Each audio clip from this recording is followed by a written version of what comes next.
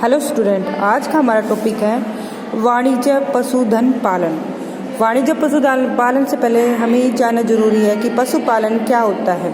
पशुपालन भाई जैसे कि आदमी की पहली प्रक्रिया जो आर्थिक क्रिया थी आखेट और संगठन के बाद जब उसको लगा कि उसके द्वारा उसकी आवश्यकता की पूर्ति नहीं हो सकती तो उसने क्या किया, आखेट और संगठन का काम तो करता है, साथ में उसने पशु को भी पालना है वो शुरू कर दिया। तो पशु को पालने का काम वो दो तरह से करता था। पहले वाला जो काम था वो चलवासी पशुचारण था, जिसमें वह पशुओं को पालने की प्रक्रिया में पूरी तरह से प्रकृति पर निर्भर करता था और जो भी अपनी आवश्यकता की पूर्ति थी तथा पशुओं की आवश्यकता की पूर्ति करने के लिए वो पूरी तरह प्रकृति पर निर्भर था और उसी के द्वारा अपनी आवश्यकता की पूर्ति है वो करता था। फिर उसने टाइम बदलता रहेगा तो उसने पशुओं को है व्यापार के पर्पज से या आप ये कह सकते हो प्रॉफिट कमाने के पर्पज से या इनकम कमाने के पर्पज से पालना वो शुरू कर दिया गया। तो ये दो तरह का पशुपालन हो गया। एक हो गया जीवन निर्वाह के लिए जो चलवासी पशुचारण था, दूसरा हो गया वाणिज्य पशुधन पालन।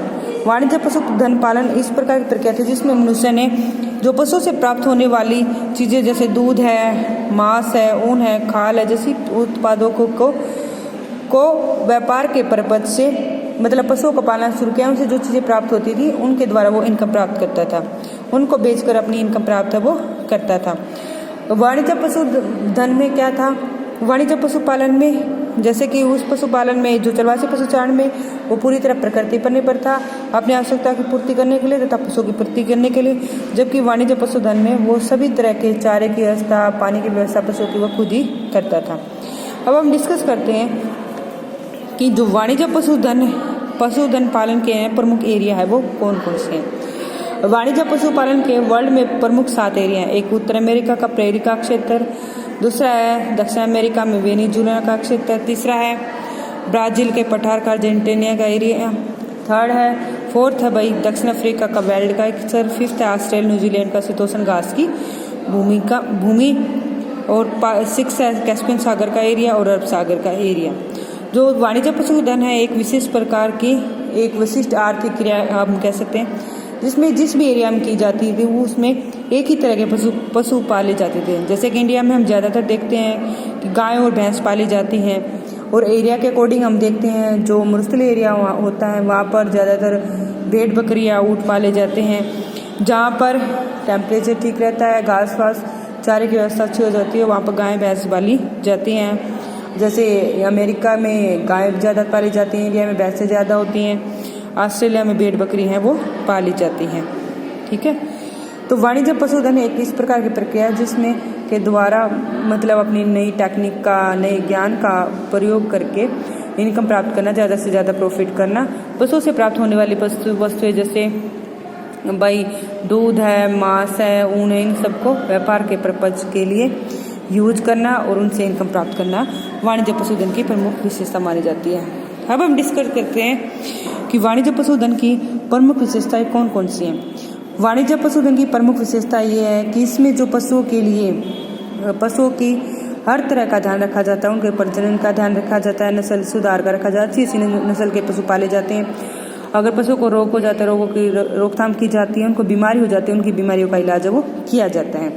पशुओं को क्या है सेकंड नंबर पे सैकड़ों किलोमीटर के जो बाड़ों में रखा जाता है, बाड़ों को अलग अलग एरिया के अकॉर्डिंग अलग अलग नाम दिया जाता है। जैसे प्रेरी के क्षेत्र में रेंच कहा जाता है, पंपास में इसको एंटीसिया कहा जाता है। ठीक है, फिर आता है इन जो चारागाह बनाए जाते थे इनके चारों तरफ बाड़ की जाती थी और बारी बारी से वहाँ पर पशुओं को खोला जाता है और ताकि वो अपना खाने पीने की पूर्ति वो कर सकें। वाणिज्य पशुधन में प्राकृतिक रूप से घास पर भी निर्भर करते हैं, लेकिन अगर प्राकृतिक रूप से घास कम हो जाए तो उनके चारे की व्यवस्था की जाती है और साथ में वहाँ पर जो प्राकृतिक रूप से जो बाड़े बनाए जाते हैं उन पर ना अतिचारण को रोका जाता है। पशुओं के लिए जल की व्यवस्था की जाती है। वाणिज्य पशुधन में पशुओं के चारे की खेती की जाती है, वहाँ पे दूध मांस को डिब्बों में पैक करके एक प्रोसेस के द्वारा वैज्ञानिक पद्धति के द्वारा नई तरीकों के द्वारा बेचा जाता है। वाणिज्य पशुधन में कहा क्या है अंतर्राष्ट्रीय व्यापार में भी पूरा सहयोग होता है। इसमें जो पशुओं से प्राप्त होने वाली वस्तुओं को वो मार्केट में बेचा जाता है, उनसे प्राप्त हुई चीज़ों से इनकम प्राप्त वो किया जा सकता है।